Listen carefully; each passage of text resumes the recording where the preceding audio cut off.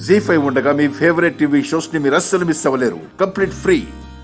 అబద్ధం చెప్పే విషయంలో తప్పితే అమ్మో, ఈసారి కొట్టదు, నరికి పోగులు పెట్టేస్తుంది.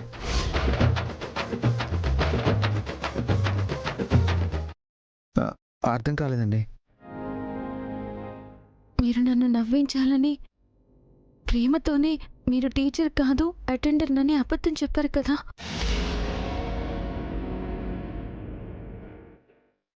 ముందు వెనక ఆలోచించకుండా నానా మాటలు అనేశాను, మిమ్మల్ని కొట్టాను. గట్టిగానే. అదే చెప్తున్నాను కదా, దెబ్బైనా మానిపోతుంది కానీ మనసుకి గాయం అయితే మానదు.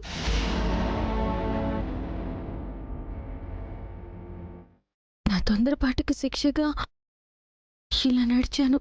తమాషా నేను చెప్పిన తర్వాత కూడా మిమ్మల్ని మీరు కష్టపెట్టుకుంటారు ఎందుకండి? మిమ్మల్ని అన్న మాటలు నేను వెనక్కి తీసుకోలేను కదా. అబద్ధమాడే వాళ్ళని నమ్మకూడదని మా అమ్మ చెప్పిన మాట నా మనసులో నాటుకుపోయింది. సరదాగా అబద్ధమాడినా నేను తట్టుకోలేను.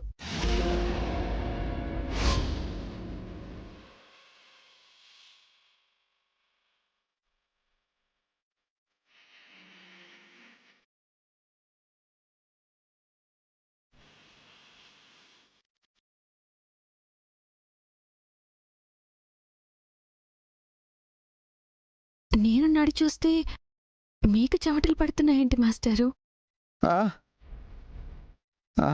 అవినాభావ సంబంధం అనుకుంటా. మాస్టర్ కాబట్టి సమయస్ఫూర్తిగా సమాధానం ఇస్తున్నారు. మీకు ఇంకో విషయం చెప్పనా? ఒకరోజు మా చెల్లెలు నాతో అబద్ధం చెప్పిందని తెలుసుకున్నాక గుడికి వెళ్ళి తన తప్పుని క్షమించమని 108 ప్రదక్షిణాలు చేశాను. మీ చర్యలు అంతవరకే ఉంటాయి కదా. నేనెవరిని శిక్షించలేనప్పుడు నన్ను నేనే శిక్షించుకుంటాను.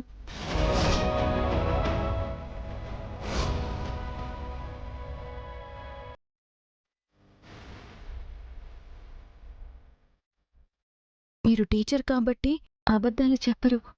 ఎందుకంటే అలా చెప్పేవాళ్ళని కూడా దండించి సత్యమేవ జయతే అని చెప్తారు. అంతేగా? అంతే కదండి. ఈ చేత్తో మీ కొండి పెట్టాలి, మీ షర్టుకి బటన్స్ పెట్టాలి. మీరు బడికి వెళ్తుంటే మీ జేబులో పెన్ను పెట్టాలి. అంతేకాని మీ మీద చేయి చేసుకోకూడదు. అలా చేసినందుకు గాను నన్ను క్షమించమని అడగడానికే వచ్చాను.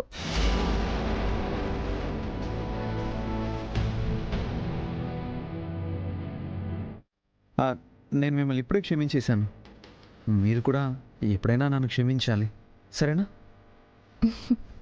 ఏ విషయంలో అయినా సరే క్షమిస్తాను.